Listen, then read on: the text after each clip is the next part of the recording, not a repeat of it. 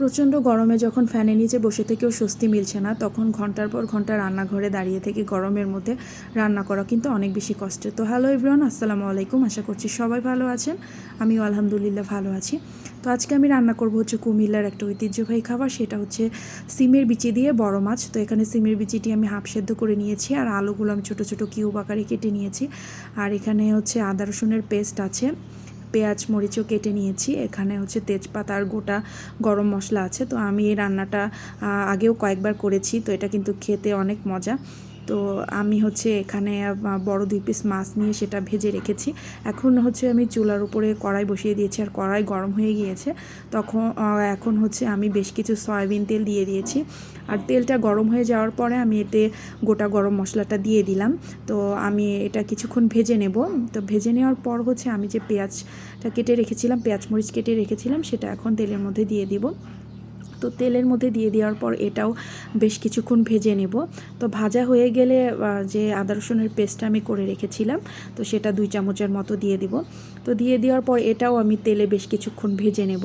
তো আমার ভাজা হয়ে গেলে আমি হচ্ছে এতে পানি অ্যাড করব। তো পানি অ্যাড করার পরে এতে পরিমাণ মতো লবণ আর হচ্ছে হলুদ গুঁড়ো, মরিচ গুঁড়ো, ধনিয়া গুঁড়ো দিয়ে আমি মশলাটা ভালোভাবে কষিয়ে নিব।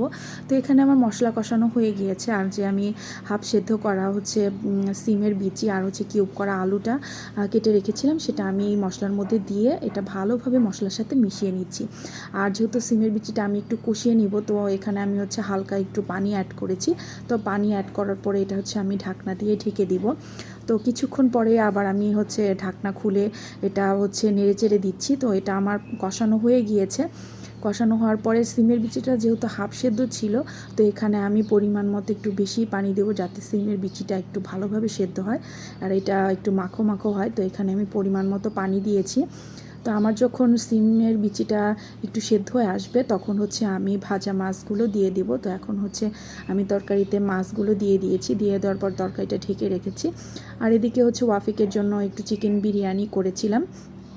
তো আমার বলতে গেলে সিমের বিচি দিয়ে বড় মাছের তরকারিটা একদম রেডি। তো নামানোর আগে হচ্ছে আমি এখানে কিছু ভাজা জিরের গুঁড়ো দিয়ে দিচ্ছি, আর এটা থেকে এত সুন্দর স্মেল আসছিল, আলহামদুলিল্লাহ।